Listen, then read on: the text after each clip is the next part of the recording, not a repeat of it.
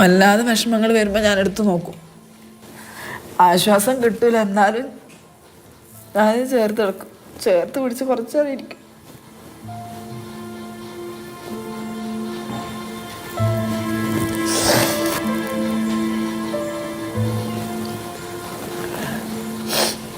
എല്ലാവരും എന്നോട് ചോദിച്ചു ഇങ്ങനെ വെച്ച് കഴിഞ്ഞാൽ കൂടുതൽ വിഷമാവില്ല. ഞാൻ പറഞ്ഞു മണപ്പിച്ചെങ്കിലും വെക്കട്ടെ, അവളെ മണം ഇതിലുണ്ട് എന്ന് പറഞ്ഞു. ഞാൻ ആള് കാണാൻ മിടിക്കുക. അപ്പം കാണാനിപ്പോൾ 10 വയസ്സായിട്ടുണ്ടാവും എൻ്റെ മോക്ക്. ഇത് പോകുന്നതിന് കുറച്ച് ദിവസം മുന്നേ ഉള്ള. കൊഞ്ചിച്ച് കൊതി തീർന്നിരുന്നില്ല. പെട്ടെന്ന് അവൾ അപ്രത്യക്ഷമായി. 1.5 വയസ്സ് മാത്രമായിരുന്നു പ്രായം.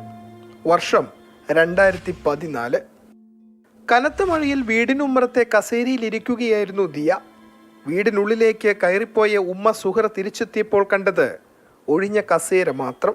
ഞാൻ അവർക്ക് ചായ കൊണ്ടു കൊടുത്ത് ആ ചായ കുടിച്ചു കഴിഞ്ഞ് രണ്ടാമത്തെ ഉമ്മ വീണ്ടും യായി എന്ന് പറഞ്ഞു. അങ്ങനെ ഞാൻ എൻ്റെ മോക്ക് ചായ വേണമെന്ന് ഞാൻ എന്താക്കി, അതാണ് എൻ്റെ അവസാനത്തെ ഉമ്മ. എൻ്റെ മോക്ക് ഇനിയും ചായ എന്ന് വെച്ചിട്ട് ഞാൻ ഒരു ഉമ്മയും കൊടുത്ത് നെറ്റിക്ക് ഉള്ളിലേക്ക് കിച്ചണിലേക്ക് പോയി. ഇതിട്ട് കൊടുക്കാൻ ദിയേന്ന് വിളിച്ച് നോക്കുമ്പോൾ ചെയർ മാത്രമുണ്ട്. പിന്നെ കുട്ടി എന്തായതെന്ന് ഇന്ന് വരെ എന്തായിരുന്നു ഒരു ഇതും കണ്ടെത്താനായിട്ടില്ല. പലവിധ അന്വേഷണങ്ങൾ നടന്നിട്ടും ദിയയെ കണ്ടെത്താനായില്ല. സമീപത്തെ തോട്ടിലൂടെ കുഞ്ഞൊഴുകിപ്പോയെന്ന വാദം ഈ ഉമ്മയ്ക്ക് വിശ്വസിക്കാനാവുന്നതല്ല. പോലീസുകാർ മൊത്തം അന്വേഷിച്ചത് വെള്ളത്തിൽ മാത്രമാണ്. അവർ കരഭാഗത്തേക്ക് അന്വേഷിച്ചിട്ടേ ഇല്ല. ഞാൻ പറയുന്ന കരഭാഗത്തേക്ക് ഇതേപോലെ അന്വേഷിച്ചിരുന്നെങ്കിൽ എൻ്റെ കുട്ടി ഇന്ന് എൻ്റെ കയ്യിലുണ്ടാവുമായിരുന്നു. വിധി ഇങ്ങനെ എനിക്ക് കുറച്ച് കരയിടുന്നായിരിക്കും. സുഹറയ്ക്ക് 6 മാസം മുൻപ് ജനിച്ച മകൾക്ക് കാണാതായ ദിയയുടെ പേരിടണമെന്ന് പലരും അഭിപ്രായപ്പെട്ടു. പക്ഷേ ഒരു നാൾ അവൾ മടങ്ങിയെത്തുമെന്ന് ഈ ഉമ്മയ്ക്ക് ഉറപ്പാണ്.